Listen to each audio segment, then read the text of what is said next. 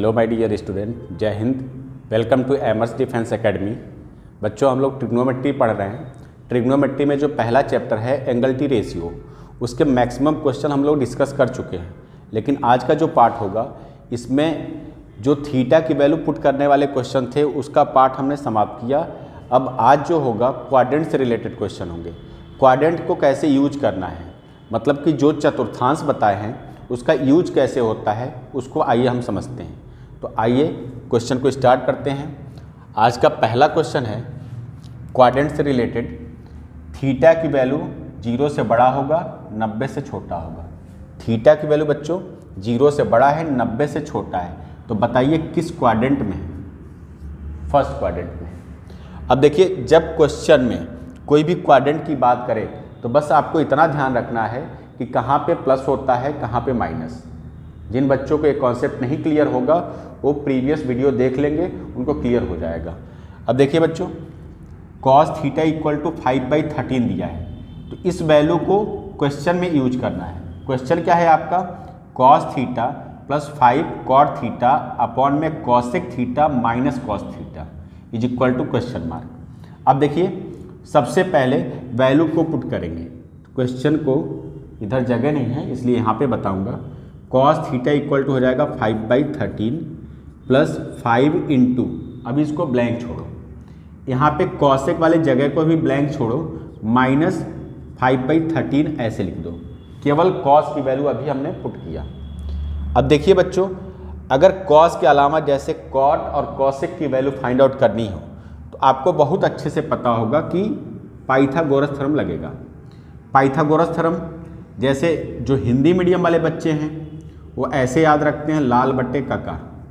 थोड़ा बेसिक है, मैं बता दे रहा हूँ। लाल बट्टे काका, जैसे लंब बटा कर्ण किसका होता है? साइन थीटा का।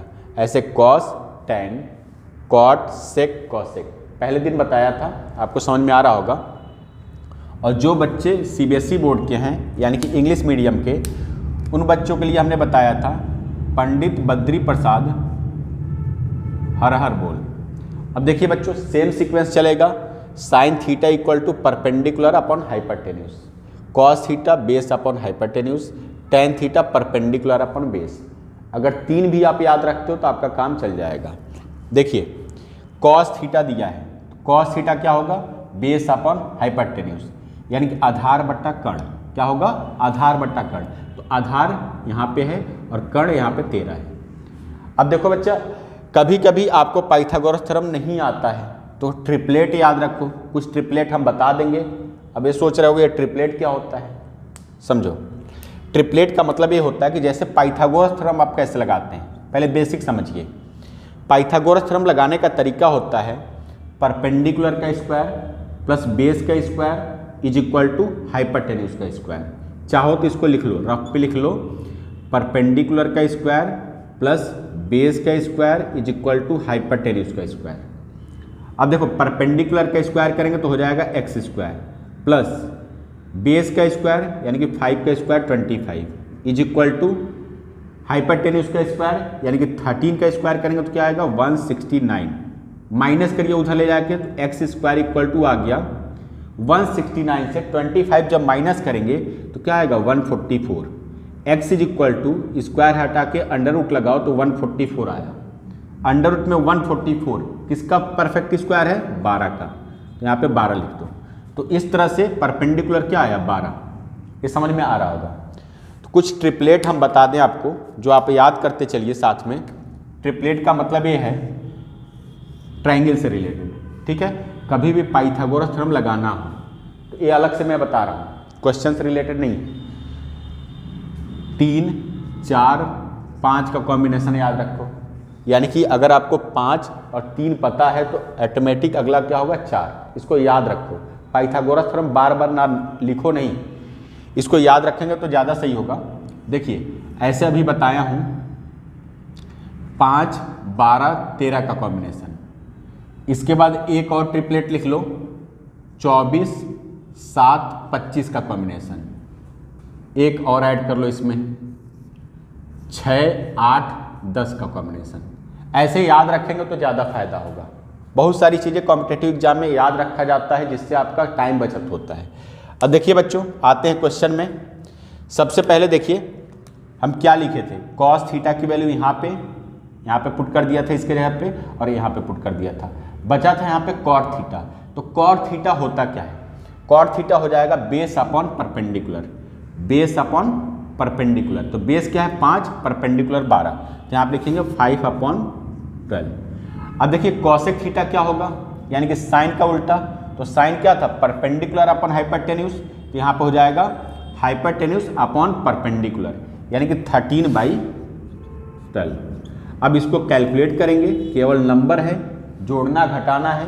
तो आप जोड़ घटा के देखेंगे इसमें से आंसर कौन सा है, उसको टिक कर देंगे। तरीका समझ में आ गया होगा। आते हैं अगले क्वेश्चन में, जो सेकंड क्वेश्चन है आपका। इसमें देखिए इस क्वेश्चन में सिमिलरिटी है। किस बात की सिमिलरिटी है, क्वाड्रेंट की, लेकिन क्वेश्चन में अंतर है।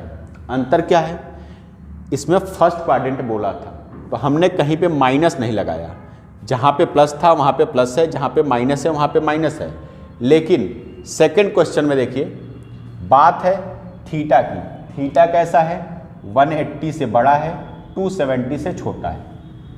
अब जो बच्चे बिगनर होंगे वो सोच रहे होंगे कि सर को कैसे पता चला कि 180 से बड़ा है और 270 से छोटा है। तो बच्चों आपको पता होना चाहिए कि पाई की वैल्यू 180, इसको यहाँ पे रखेंगे और यहाँ पे रख के जब कैलकुलेट करेंगे तो 3π/20 का वैल्यू हो जाएगा 270। तो जब कभी भी थीटा की वैल्यू, कोई भी एंगल 180 से बड़ा होता है और 270 से छोटा होता है, तो किस क्वाड्रेंट में होगा, थर्ड में। 180 से बड़ा 270 से छोटा होगा तो थर्ड क्वाड्रेंट में होगा। अब आपको ये ध्यान रखना है कि थर्ड क्वाड्रेंट में कौन कौन से वैल्यू पॉजिटिव होते हैं, कौन कौन से नेगेटिव होते हैं। तो हमने क्वाड्रेंट बताया था, उसमें कहा था कि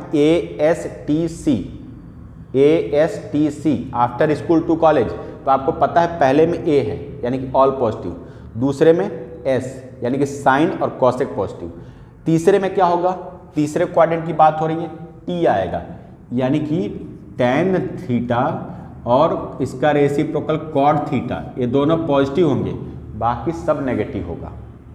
जैसे यहाँ पे लिखा है cos theta is equal to -3/5। Minus क्यों लिखा है, माइनस इसीलिए लिखा है क्योंकि ये थर्ड क्वाड्रेंट में cos कैसा होता है, नेगेटिव। ये बात आपको समझ में आ गई होगी, बिल्कुल बेसिक है। अब देखो बच्चों, बड़ा आसानी से इसको सॉल्व करेंगे। आपको ज़रूरत है कॉसेक, कॉट, सेक और टैन की, लेकिन दिया क्या है, कॉस। अब आपको हमने क्या बताया है, ट्रिपलेट। क्या बताया, ट्रिपलेट। तो अब आप सोच रहे होंगे कि इस माइनस का हम क्या करेंगे। तो बच्चों कभी भी जब आप पाइथागोरस थ्योरम लगाते हैं तो इस माइनस का यूज नहीं करेंगे। इस माइनस को दिमाग से अभी निकाल देना। बस 3, 4, 5 का कॉम्बिनेशन याद रखो। बस इतना ध्यान रहे कि कॉस थीटा है तो कॉस थीटा में क्या होता है, बेस अपॉन हाइपरटेन्यूस, यानी कि 3 यहाँ पे रहेगा, 5 यहाँ पे, 4 यहाँ पे। ये बात याद रखिएगा, खैर सेम है। अब देखिए कॉसेक की वैल्यू कैसे रखेंगे, कॉसेक थीटा की वैल्यू आप यहाँ पे आ जाना, जो लिखा है। तो कॉसेक थीटा क्या होता है, साइन का उल्टा, हाइपरटेन्यूस अपॉन परपेंडिकुलर। तो यहाँ पर हो जाएगा हाइपरटेन्यूस अपॉन परपेंडिकुलर, यानी कि 5/4। ध्यान से सुनिए, 5/4। इसमें एक बात हमें बताना है कि थर्ड क्वाड्रेंट में कॉसेक कैसा होता है, तो आप कहेंगे नेगेटिव होता है, क्योंकि टैन और कॉट पॉजिटिव होते हैं, बाकी सब नेगेटिव, तो माइनस साइन लगाएंगे। अब देखिए कॉट की वैल्यू क्या होगा, बेस अपॉन परपेंडिकुलर। आप समझ सकते हैं, बेस अपॉन परपेंडिकुलर, तो ये तो पॉजिटिव होता है, तो जो साइन है इसके सामने उसी को लिखो, ठीक है। यहाँ पे थोड़ा जगह सही कम है, तो इसलिए अपॉन का साइन ऐसे बना के हम नीचे यहाँ पे लिखेंगे, समझिएगा। कॉसेक, यहाँ पे सेक थीटा है, तो सेक थीटा क्या होगा, hypotenuse upon base, hypotenuse upon base, यानी कि 5/3। अब देखो बच्चों, इसमें सेक जो है थर्ड में कैसा होता है, नेगेटिव, इसमें माइनस साइन लगा दो। कलर हम दूसरा कर दें, नहीं तो आप लोग परेशान होंगे। टैन थीटा क्या होता है, पॉजिटिव होता है, यानी कि टैन थीटा की जो वैल्यू होगा परपेंडिकुलर अपॉन बेस, जिस फॉर्म में है, नेगेटिव टर्म में है तो नेगेटिव में ही लिख दो, 4/3। अब ये नंबर हो गया, कैलकुलेट करके आप सावधानी से आंसर बता दीजिएगा। तो ये आपको समझ में आ रहा होगा, अगर ना समझ में आए तो कमेंट करके ज़रूर बताना। अब आते हैं हम तीसरे क्वेश्चन में। तीसरा क्वेश्चन क्या है, ध्यान से सुनो। सबसे पहली बात, इसमें थीटा इज इक्वल टू 11π/3 दिया है। हमने पहले दिन बताया था कि कभी भी थीटा की वैल्यू 360 से अधिक दिया हो तो उसको 360 से भाग देंगे, जो रिमाइंडर बचेगा उसको कॉपी करेंगे। देखिए बच्चों, आप सोच रहे होंगे 360 से अधिक कहाँ दिया है, यहाँ पे 11π/3 ये तो लिखा है, तो इसको कैलकुलेट करो। 11π की वैल्यू 180, ये देख लेना भाई, तीसरा क्वेश्चन है यहाँ पे, और यहाँ पे 3, ये हो जाएगा। इसका मल्टीप्लाई जब इससे करेंगे तो ये आपका आया 660। अब देखो बच्चों, 660 क्या है, 360 से अधिक है, तो इसको यहाँ पे क्या करो, रफ वर्क पे 660 को 360 से भाग दो। कितनी बार जाएगा, तो आप कहेंगे सिर्फ एक बार जाएगा, लेकिन ऐसा नहीं है कि एक बार ही डिवाइड करके इसको छोड़ दो। अगर आपको सुविधा लगे तो अधिक बार भी डिवाइड कर सकते हो। जैसे हमें लगा कि अगर 2 बार मल्टीप्लाई कर दे इसमें 2 से, तो ये 720 हो जाएगा। बस मेरा आंसर नेगेटिव में आ जाएगा। ये आपको गलत लग रहा होगा, लेकिन ये तरीका आप करके देखना, आपको आसान लगेगा क्वेश्चन। यहाँ पे देखो बच्चों, 2 बार डिवाइड करने से हमें सुविधा क्या मिला कि यहाँ पे माइनस का 60 आ गया। अब क्वाड्रेंट नहीं सॉल्व करना है, क्या करेंगे, सीधे यहाँ पे क्या लिखेंगे, कॉस -60 माइनस साइन -60। अब देखिए बच्चों, कॉस माइनस थीटा, पहले दिन हमने बताया था कॉस माइनस थीटा क्या होता है, कॉस थीटा, यानी कि कॉस 60। साइन माइनस थीटा क्या होगा, माइनस साइन थीटा, तो यहाँ पे क्या हो जाएगा, प्लस साइन 60। अब इसका वैल्यू रखेंगे, आपका आंसर आ जाएगा। आंसर खैर यहाँ पे हम लिखे नहीं है, तो आप परेशान मत होइएगा, किताब में आंसर दिया है, आप लोग देख सकते हैं। तो इस तरह से तीसरा क्वेश्चन सॉल्व हो गया। केवल कॉन्सेप्ट हम डिस्कस करते चलेंगे, समझते चलना, नहीं तो आपको प्रॉब्लम हो जाएगा। आप समझते चलिए, बस कॉन्सेप्ट को समझिए, क्वेश्चन का आंसर क्या आता है उस पर डिपेंड ना रहिए, पहले क्वेश्चन में कॉन्सेप्ट को समझिए। चौथा क्वेश्चन देखिए, चौथे क्वेश्चन में क्या है, फोर्थ क्वेश्चन यहाँ पर लिखा है, if ABCD R angle of cyclic quadrilateral. अब बच्चों देखो, इसमें क्वेश्चन का मतलब क्या है, सबसे बड़ी बात है क्वेश्चन का मतलब समझ में आना चाहिए। यहाँ पर लिखा है साइक्लिक, साइक्लिक का मतलब साइकिल समझ लो। साइकिल का जो पहिया होता है उसको ध्यान में रखो। साइकिल का पहिया एक बॉक्स में बंद है, तो उसको बोलेंगे साइक्लिक क्वाड्रिलेटरल। क्या बोलेंगे, साइक्लिक क्वाड्रिलेटरल। देखना है यहाँ पे, उल्टा बोल गया। साइकिल के पहिए के अंदर एक बॉक्स है, मतलब एक चतुर्भुज क्या है, साइकिल के पहिए के अंदर है। तो साइकिल से पहिया का याद रखना, मतलब कि साइक्लिक का मतलब क्या होता है, सर्किल।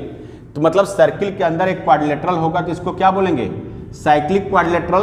और हिंदी में क्या बोलते हैं, चक्री चतुर्भुज। क्या बोलते हैं, चक्री चतुर्भुज। इसका मतलब क्या होता है, अब समझो। जैसे यहाँ पे ABCD लिख दें, तो इसमें क्या होगा, साइक्लिक क्वाड्रिलेटरल का यही इंपॉर्टेंट बात है कि आमने सामने के एंगल का सम क्या होता है, 180। और किसी भी क्वाड्रिलेटरल में ऐसा नहीं होगा, केवल साइक्लिक क्वाड्रिलेटरल में ऐसा होता है, याद रखिएगा।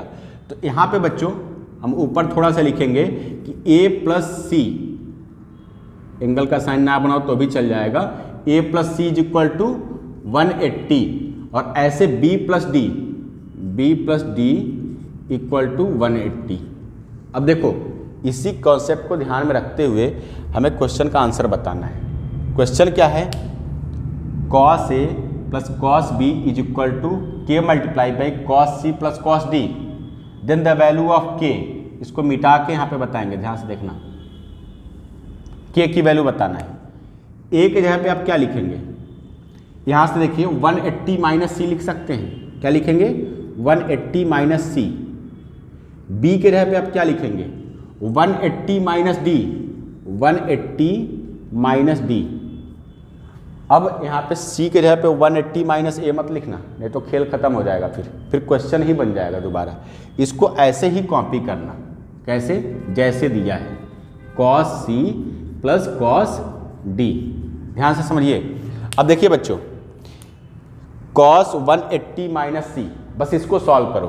तो 180 पे नाम चेंज होता है कि नहीं होता है, पिछले वीडियो में हमने बताया था 180 पे नाम नहीं चेंज होगा, यानी कि cos में लिखा जाएगा। cos क्या लिखेंगे, C, और किस क्वाड्रेंट में है, ये किस क्वाड्रेंट में है, 180 माइनस सी सेकेंड क्वाड्रेंट में है, और सेकेंड क्वाड्रेंट में कॉस कैसा होता है, नेगेटिव, यहाँ पे माइनस साइन लग गया। सेम ऐसे ही यहाँ पे करेंगे, यानी कि minus cos D is equal to, जो इक्वल में है उसको पूरा पूरा कॉपी करो, cos C plus cos D. अब देखो बच्चों, स्टेप ना बढ़ाते हुए इस क्वेश्चन को समाप्त करेंगे हम।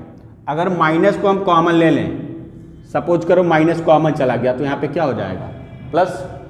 अब देखिए दोनों साइड में एक जैसा वैल्यू दिख रहा है, एक जैसा दिख रहा है ना, तो दोनों आपस में क्या हो जाएंगे, कैंसिल। तो k की वैल्यू क्या आया, इधर कुछ नहीं बचा तो क्या बचा, 1, यानी कि -1। k की वैल्यू क्या आया, -1। किस ऑप्शन में दिया है, बी ऑप्शन में। तो आपको ये सारा क्वेश्चन समझ में आ गया होगा। आप लोग स्क्रीनशॉट ले लो, फिर आते हैं नेक्स्ट क्वेश्चन में। पहले इसका स्क्रीनशॉट लो। देखिए बच्चों, आप लोगों के लिए जैसे कुछ फार्मूला हम पहले डिस्कस कर चुके हैं, वो फार्मूला आई होप कि आप याद किए होंगे, लेकिन जो बच्चे नहीं याद करते हों उनके लिए क्या, वो तो बहुत मेहनत करें, याद करें, जैसे करके फार्मूला याद करो, क्योंकि आपका 80% क्वेश्चन अगर शॉर्टकट से सॉल्व हो सकता है तो 20%, 20% क्वेश्चन मेथड से भी होगा। एग्ज़ाम में बार बार मैं इस बात को दोहरा रहा हूँ कि एग्ज़ाम में अगर आपका मान लो 10 क्वेश्चन आ गया इस चैप्टर से, तो 7 क्वेश्चन आपके शॉर्टकट से सॉल्व होंगे, 3 क्वेश्चन आपके छूट जाएंगे। अगर फार्मूला नहीं याद है तो 3 क्वेश्चन छूट जाएंगे। तो इसलिए फार्मूला याद करते चलो। फार्मूला आपके लिए इम्पॉर्टेंट भी है और एग्ज़ाम में फ़ायदेमंद भी है। देखिए, इसको होमवर्क में रखिएगा। पहले देखो, फार्मूला ना देख के डरो नहीं, कैसे याद करना है, तो पहले कोरिलेट करना सीखो। एक दूसरे से कोरिलेट करोगे तो याद हो जाएगा। जैसे पहले फार्मूले में मेहनत करिए, sine C plus sine D का फार्मूला जो होगा 2 sine C plus D upon 2 into cos C minus D upon 2। अब देखो बच्चों, कोरिलेट कैसे करना कहते हैं, क्या होता है कोरिलेशन। अब देखिए, जैसे यहाँ पे प्लस है तो प्लस को फेवरेबल याद करो, मतलब फेवर कर रहा है आपका। साइन के टर्म में है तो साइन ही पहले आएगा, यानी कि साइन फेवर करने आ रहा है। अब इसके बाद कॉस आएगा, प्लस में है तो साइन पहले कॉस बाद में। अब ये बात अगर याद कर लिए तो माइनस वाला अपने आप याद होगा। साइन सी माइनस साइन डी में माइनस है तो अगेंस्ट में आएंगे लोग, नेगेटिव आदमी को परेशान करने लोग सब आते हैं, ठीक है। अच्छे आदमी के साथ अच्छा आदमी जुड़ता है, तो ऐसे करके याद रखो कि माइनस यहाँ पे लगा है तो इसका विरोधी आएगा पहले। नेगेटिविटी है इसके अंदर तो विरोधी आएगा पहले, यानी कि साइन के बाद कौन आएगा, कॉस, और यहाँ पे साइन आएगा। तो याद हो गया होगा आपको, sine C plus sine D हो तो 2 sine C plus D by 2 into cos C minus D by 2, यानी कि विरोधी पीछे हो गया। और यहाँ पे अगर नेगेटिविटी है आपके अंदर तो विरोधी पहले आएगा और फेवर करने वाले बाद में। ऐसे याद रखोगे तो याद रहेगा, नहीं तो भूल जाओगे। तो दोनों एक साथ याद रखना। अब देखो, cos C plus cos D, तो इसका फार्मूला होता है, देखो यहाँ पे प्लस है और कॉस में है, तो कॉस में दोनों फेवर करने वाले साथ रहेंगे, यानी कि कॉस में ही रहेगा। क्या होगा, 2 cos C plus D by 2 into cos C minus D by 2, दोनों फेवर करने वाले साथ साथ। कॉस में याद रखिएगा, प्लस वाले के साथ दोनों कॉस कॉस में रहेगा। अगर माइनस लग गया, नेगेटिविटी आ गई कॉस में, तो इसमें दोनों अगेंस्ट वाले आएंगे, यानी कि साइन में होगा। और साइन में होते हुए भी एक बात और इम्पॉर्टेंट है, उसको दिमाग में रखिएगा। ये फार्मूला अपने आप में इम्पॉर्टेंट क्यों है, देखिए, cos C minus cos D में 2 sine C plus D by 2 into sine D minus C by 2, ये बात याद रखना है आपको। सब में क्या था, c माइनस डी बाई 2 था, लेकिन इसमें d माइनस सी बाई 2 होगा। अगर ये नहीं करेंगे आप, जैसे c माइनस डी बाई 2 कर दिया तो माइनस को आपको कॉमन लेना पड़ सकता है, पड़ सकता नहीं, लेना पड़ेगा ही, ठीक है। तो इसलिए इसको याद रखो, d माइनस सी अपॉन 2 होगा। तो इन दोनों को एक साथ याद रखो। अब आ जाओ तीसरे फार्मूले में। साइन 3a का फार्मूला होता है 3 साइन ए माइनस 4 साइन क्यूब ए। पहला याद करना पड़ेगा, दूसरे को कोरिलेट कर देंगे। क्या है, अब देखो, इसमें फेवर और अगेंस्ट की बात नहीं है, क्योंकि इसमें ना प्लस लगा है ना माइनस लगा है। यहाँ पे सीधे पूछा जा रहा है साइन 3a, तो फार्मूला होगा 3 sin a minus 4 sin cube a, sine sine में ही रहेगा। और अगर कॉस आता है तो जो टर्म यहाँ पे लिखा था बाद में वो पहले आ जाएगा, बस साइन के जगह पे कॉस हो जाएगा। तो यहाँ पे क्या होगा formula 4 cos cube a minus 3 cos a, याद रखिएगा। दोनों को एक दूसरे से कोरिलेट करो, याद करो। मोस्ट इंपॉर्टेंट में इसको डाल लो tan के फार्मूले को, क्योंकि बहुत सारे बच्चों को पता नहीं होता tan 3a का फार्मूला क्या होता है, तो इसको आप लोग याद कर लो। tan 3a का फार्मूला होगा 3 tan a minus tan cube a, दोनों 3 है, यहाँ पे पावर में है, यहाँ पे 3 है, अपॉन में 1 माइनस 3 tan स्क्वायर है। क्या होगा 1 माइनस 3 tan स्क्वायर है, यहाँ पे 3 है, यहाँ पे स्क्वायर। इस बात को ध्यान में रखते हुए इसको याद कर लेना, इंपॉर्टेंट फार्मूला है। तो बच्चों आज के लिए इतना, फिर आगे हम नेक्स्ट वीडियो के साथ आएंगे और नए क्वेश्चन के साथ आएंगे। जय हिंद।